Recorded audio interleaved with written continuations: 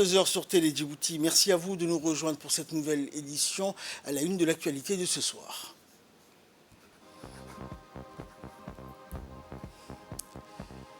Engagement pour une éducation de qualité et inclusive dans le monde. C'est dans cette optique que le ministre de l'Éducation se trouve actuellement en Russie. Et plus de 8000 enfants en malnutrition aiguë à Gaza selon le dernier rapport de l'Organisation mondiale de la santé. Voilà pour les titres, bonsoir à tous. Le ministre des Affaires étrangères et de la coopération internationale, porte-parole du gouvernement, Mahmoud Ali Youssouf, s'est rendu à Addis Abeba hier où il était porteur d'un message du président de la République, Ismaël Omar Guelleh, adressé au Premier ministre de la République fédérale et démocratique d'Éthiopie, Dr Abiy Ahmed. Ce fut l'occasion de passer en revue les questions bilatérales ainsi que les défis auxquels fait face notre sous-région. Les travaux de la 27e réunion du Conseil de l'Agence internationale pour les énergies renouvelables, l'IRENA, se sont tenus à Abu Dhabi du 13 au 14 juin. Lors de cette réunion, notre pays était représenté par Moussa Mohamed Ahmed, ambassadeur de Djibouti auprès des Émirats arabes unis et représentant permanent auprès de l'IRENA. Cette réunion qui s'est tenue quelques jours après que le secrétaire général de l'ONU, Antonio Guterres, a appelé à des mesures urgentes pour prévenir la dégradation du climat, a rassemblé des représentants de 105 pays afin de discuter des questions cruciales auxquelles est confronté le système de transition énergétique. Dans l'actualité, toujours lors de la deuxième journée du forum, le ministre de l'Éducation nationale et sa délégation ont pris part à un petit déjeuner de travail offert par le ministre de l'Éducation de la Fédération de Russie. Lors de ces déjeuners, le ministre de l'Éducation russe a appelé la volonté de la Fédération de Russie à développer la coopération entre tous les pays présents au forum afin de partager les différentes expériences positives et les bonnes pratiques. Il a également appelé que le développement de chaque pays passe obligatoirement par le développement de l'éducation et surtout par celui du développement des nouvelles technologies. Le ministre russe a également rappelé les différentes réalisations de la Russie dans le domaine de la collaboration avec la création des centres de formation de la langue russe. Les différents ministres des pays invités ont tour à tour expliqué les défis rencontrés dans leur système éducatif ainsi que les points forts de ce dernier. Les discussions et les échanges autour du petit déjeuner ont abouti à une convergence de vues sur les questions clés et les approches de nouveaux défis dans le domaine de l'éducation et il a été retenu plusieurs points à l'issue donc de ce petit déjeuner. Et toujours à Moscou, donc l'école met à la disposition des élèves plusieurs salles de sport. Et à l'issue, donc, la délégation du forum a signé donc par le ministre russe de l'Éducation, Sergueï Kravtsov, ainsi que le chef de délégation de plusieurs États, dont Djibouti, le Niger, le Tchad, la République centrafricaine, le Bénin, ainsi que beaucoup d'autres pays d'Asie et d'Amérique latine. L'initiative vise à offrir aux citoyens de chaque pays une éducation de haute qualité et équitable, de même que d'améliorer les résultats d'apprentissage. Les industries créatives constituent l'un des secteurs les plus dynamiques de l'économie mondiale et l'intelligence artificielle a un impact significatif sur divers domaines de la vie, souligne la déclaration. Et cette déclaration non contraignante encourage les pays signataires à développer des politiques éducatives efficaces, résilientes et performantes. Également en marge de ce deuxième forum sur l'éducation qui s'est tenu du 10 au 11 juin à Kazan, capitale de la région du Tatarstan, le ministre de l'Éducation nationale, Mustafa Mohamed Mahmoud, accompagné donc des cadres du ministère et des représentants de l'ambassade de Djibouti en Russie, a visité plusieurs établissements d'enseignement général et technique. Et lors de cette visite, les différents membres de la délégation ont échangé avec les responsables des établissements sur les programmes, les modes d'enseignement, ainsi que sur les outils didactiques et pédagogiques. La visite donc a conduit le ministre dans plusieurs établissements, notamment une école privée avec un effectif total de 180 élèves qui sont repartis du primaire jusqu'au secondaire. Et le ministre a poursuivi donc sa visite avec le lycée technique radiomécanique de Kazan, établissement dispensé des formations de 3 à 5 années pour cette filière. Le dernier établissement que le ministre a visité, et c'était donc le pensionnat IT Lycée citer l'Université fédérale de Kazan. Cet établissement public du secondaire accueille des jeunes à partir de 12 ans pour 5 années de formation après un concours d'entrée. Plusieurs disciplines sont dispensées dans cet établissement telles que les mathématiques, la chimie, la biologie, mais surtout l'informatique et les technologies. Cet établissement est rattaché à l'Université fédérale de Kazan pour une meilleure préparation des jeunes à l'entrée à l'université.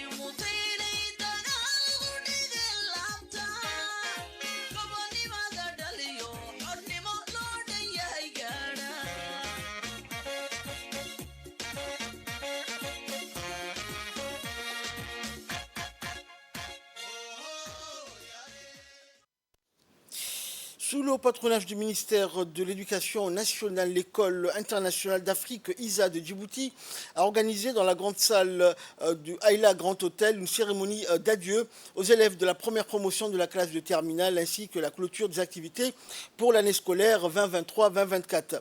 Et durant cette cérémonie, les participants ont pu apprécier la prestation remarquable du groupe de danse folklorique qui a animé la salle dans un rythme soutenu de notre tradition. L'école internationale d'Afrique de Djibouti offre des services éducatifs de haute qualité, contribuant ainsi à répondre aux besoins de la société à Djibouti.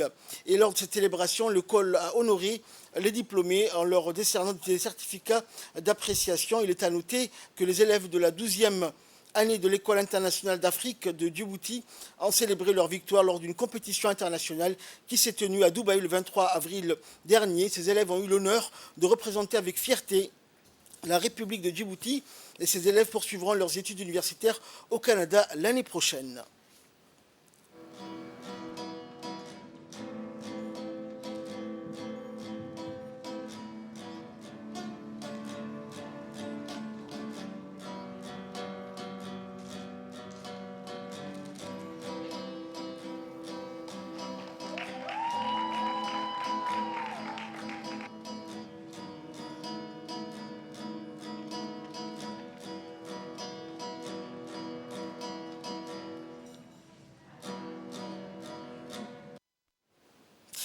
Dans l'actualité, toujours des foules de pèlerins de la Sainte Maison d'Allah affluent depuis le lever du soleil aujourd'hui, le 8 de l'Hijja, vers la région du désert de Mina, à l'est de la Mecque, pour commencer le plus grand voyage de foi parmi les musulmans du monde, dans lequel plus de 2 millions de pèlerins s'embarquent avec des désirs, des larmes, des espoirs et des takbirs. Ils prient également les 5 prières quotidiennes à Mina, écourtées sans congrégation, et y passent la nuit avant de se diriger vers le mont Arafat, après le lever du soleil dans la journée de demain, 9 Dhul Hijja. Mina est célèbre pour les monuments importants du pèlerinage, notamment les 3 piliers sur lesquels les pèlerins jettent les pierres à Jamarat, qui sont représentés par Jamarat al-Aqaba, le 10e jour de Dhul Hijja, et le Jamarat des 3 jours de Tashriq, les 11, 12 et 13 jours de Dhul Hijja. Le président de la mission du Hajj, conduisant donc la délégation des pèlerins djiboutiens, Ismail Hassan, a souligné que cette première étape s'est déroulée avec succès et qu'il espère que les choses se dérouleront de la même manière dans les prochaines étapes du pèlerinage.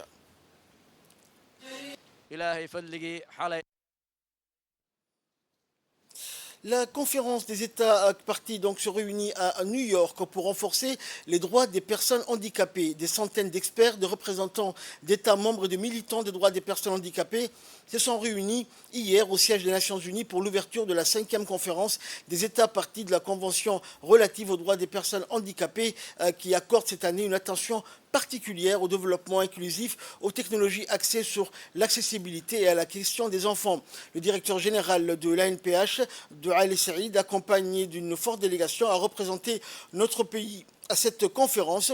Le directeur général a souligné que c'était un honneur de représenter Djibouti à cette conférence.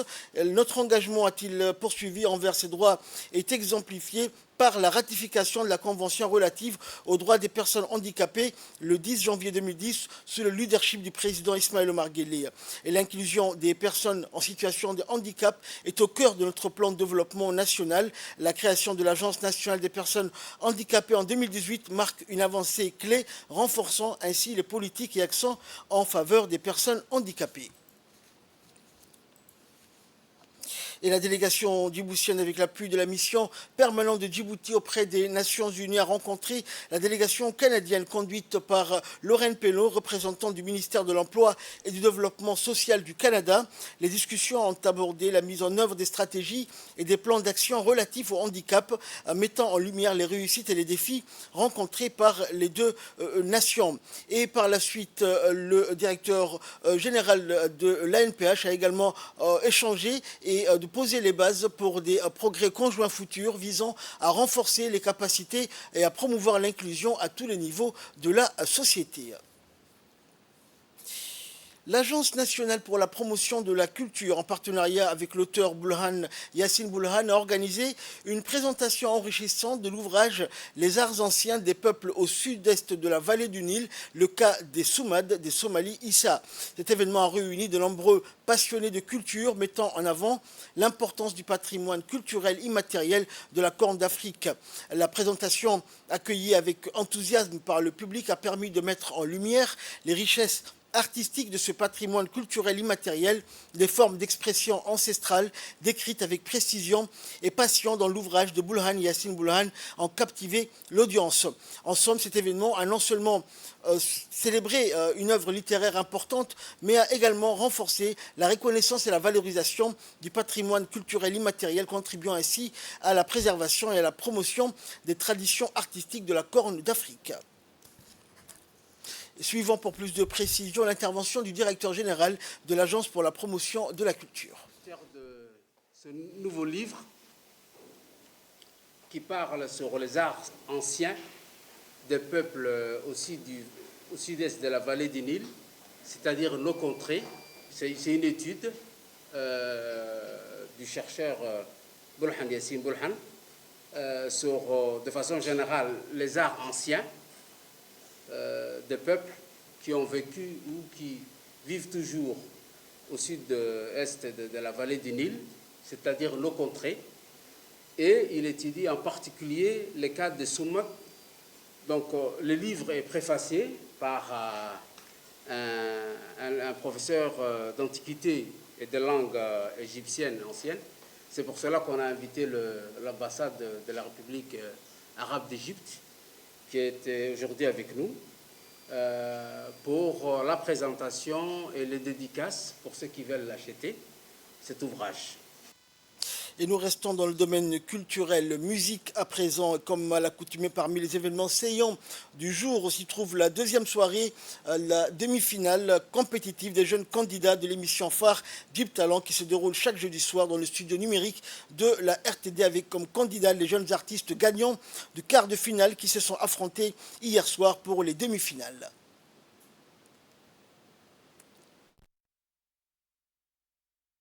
Artistes candidats, donc filles comme garçons, se sont confrontés toutes et tous hier soir pour la deuxième soirée de demi-finale devant les jurys et les fans venus des quatre coins de la capitale pour les soutenir et les honorer de par leur présence qui encourage et stimule la motivation de chaque candidat respectif.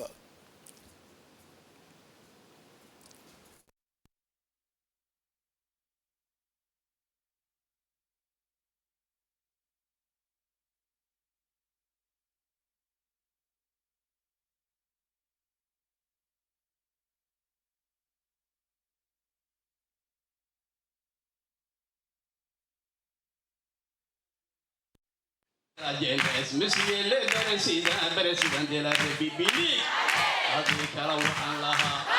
monsieur le père de la paix et de l'unité nationale, c'est tout bel de la jeunesse, monsieur le président de la République. Et des moments forts donc avec la proclamation par la suite des résultats des gagnants qui fait suite à des belles performances musicales incroyablement interprétées sur scène, attendent avec impatience les résultats. Les gagnants sont entre autres Dera Ali qui a remporté la première soirée de demi-finale avec une note de 15,3 sur 20. Dit-il donc la ville de l'Unité a été honorée par la jeune artiste, une étoile montante qui n'est autre que Medina Louaïta, battant le record avec une note de 18,8 sur 20. Et côté langue Somalie, Mohamed avec une note de 15,5 sur 20. Et enfin, Nawar du groupe arabe a remporté la deuxième soirée du demi-finale avec une note de 15 sur 20.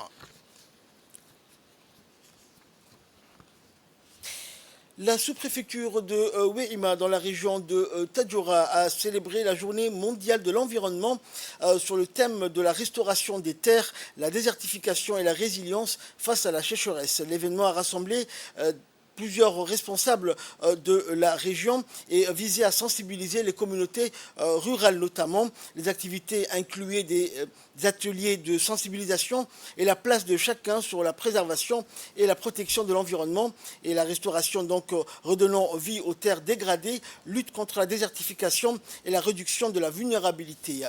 Et également des projections sur les méthodes de conservation des eaux et des sols, des manière donc de lutter contre la désertification et la sécheresse afin de bâtir un avenir plus vert, un environnement plus durable et prospère pour toutes les générations. Et durant cette réunion, les participants se sont déclarés donc un à un et voici donc ce qu'ils ont pu dire durant cette réunion. Ainsi que de promouvoir la durabilité et la résilience face aux défis environnementaux. La désertification est un phénomène qui affecte de plus en plus, notamment en Afrique. Elle caractérise par la perte de végétation et la dégradation des sols, ce qui a des conséquences graves sur l'environnement, l'économie et la population. En effet, la désertification peut entraîner une diminution de la biodiversité, une perte des terres arables et diminution de la productivité agricole. La restauration des terres et la résilience à la sécheresse sont des défis majeurs que nous devons relever pour protéger notre environnement et nos communautés. En travaillant ensemble, nous pouvons mettre en œuvre des stratégies efficaces pour préserver notre patrimoine naturel et promouvoir la durabilité. Nous pouvons faire face à ces défis et créer un avenir plus durable. Direction la région de l'Unité, à présent dans une ambiance festive et pleine d'émotions, que l'association Moudan a clôturé son projet d'autonomisation des femmes initié en décembre 2023. Durant 6 mois, donc, le projet a permis à des femmes d'Abaïtou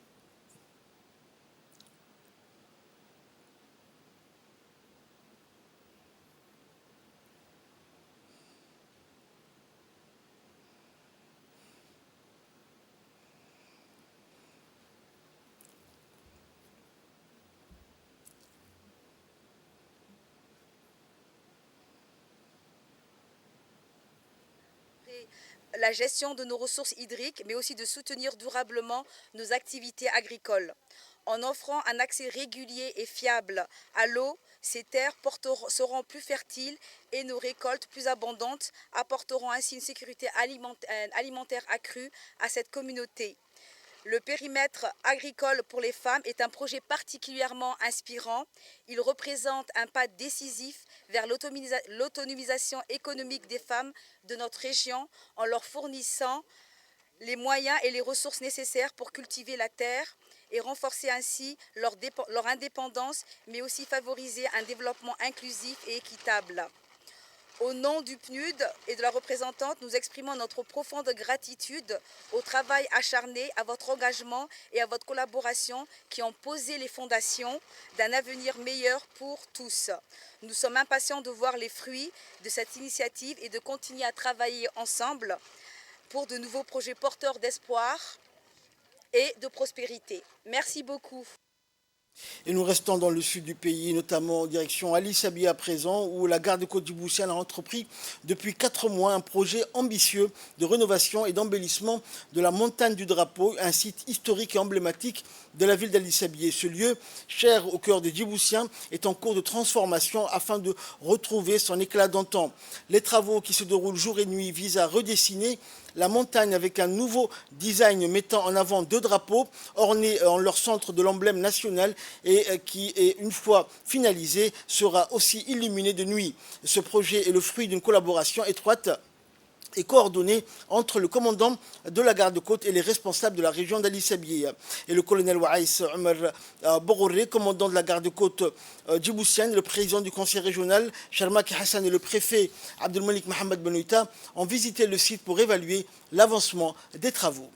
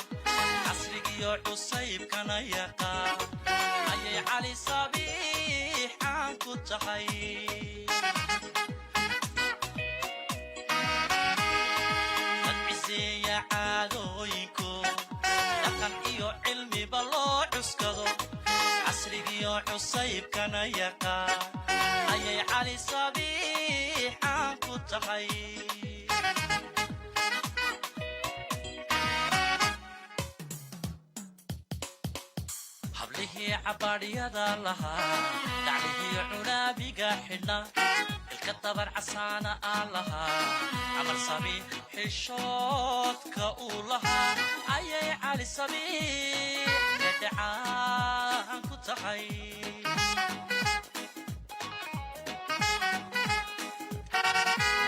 hablihii cabaariyada lahaa daclihii cunaabiga xidhna ilka dabar casaana. Toujours à Ali Sabi, l'association des jeunes du château d'eau d'Ali Sabi a procédé à l'inauguration d'un terrain de proximité et au lancement d'un nouveau projet de promotion des valeurs de l'olympisme dans la région. Le terrain était un financement du fonds PISCA 2023 à hauteur de 7 350 000 de nos francs, alors que le nouveau promotion des valeurs olympiques dans la région d'Ali Sabi intervient dans le cadre du fonds Équipe de France OSC 2024 avec un financement de 9 millions de francs Djibouti. La délégation de l'ambassade de France était composée de plusieurs responsables et dès leur arrivée, la délégation a été reçue par le préfet Abdelmalik Mohamed Benouita et le président du conseil régional, les parlementaires de la région ainsi que les responsables de l'association. Il faut signaler que le nouveau terrain de proximité construit par l'AJCD avec le soutien financier de l'ambassade de France a été dénommé terrain Hadj Hassan Darar Miguel Danache en hommage à ce grand serviteur de l'État originaire du château d'eau, mais également père donc du président, de l'actuel président fondateur de l'AJCD.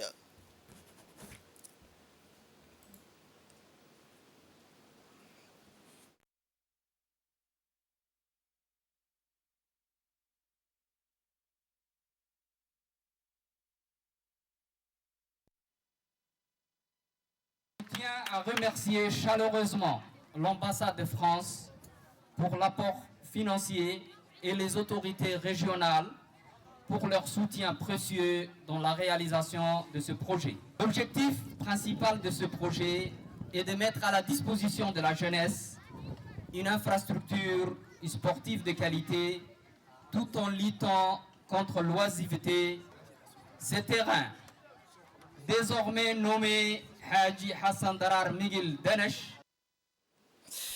Et écoutons à présent les interventions du conseiller de la coopération à l'ambassade de France et Action culturelle et le directeur de l'IFD. Nous arrivons à une période très importante pour ce projet, grâce à l'appui de tous, grâce à l'appui de la préfecture, et je remercie le préfet et son adjoint, grâce à l'appui du Conseil régional, je remercie son président. Grâce à la JCD, je remercie son président. Je remercie le père fondateur de l'association. Cet endroit est un endroit pour vous. Il y a encore plein de choses à faire. On a encore plein de choses à faire ensemble, on en a parlé. Nous avons une histoire commune. Il nous faut bâtir un destin commun. Et encore une fois, beaucoup de fierté de mener ce projet avec vous, qui doit permettre des échanges, on l'a déjà dit. Et c'est très important dans cette région qui est très connue pour le sport en général, puisqu'elle a produit déjà de nombreux athlètes. Certains d'entre eux, d'ailleurs, participeront et porteront haut et fortement le drapeau djiboutien sur la scène le 26 juillet prochain à l'occasion de l'ouverture des Jeux Olympiques. Du sport à présent, l'association Frères Unis de la cité d'Ouméra a organisé hier soir un match de gala de football au complexe sportif Roi Fahad. Ce match avait pour objectif de commémorer l'indépendance du pays ainsi que de rendre hommage aux martyrs tombés sur le champ d'honneur. Le match a opposé les équipes de la CAC Bank et celle de Douméra et la rencontre a été remportée par l'équipe de la CAC Bank qui a su s'imposer malgré la détermination de l'équipe adverse de Douméra. Public venu en grand nombre a assisté à un spectacle de qualité animé par un jeu passionné et dynamique. Et parmi les personnalités, l'on pouvait compter le colonel Ibrahim Zakaria et le capitaine Mohamed Amin qui ont honoré l'événement de leur présence. Il faut noter également la présence de la directrice de sport au secrétariat d'État au sport, Mme Farhia Ibrahim, qui était également présente.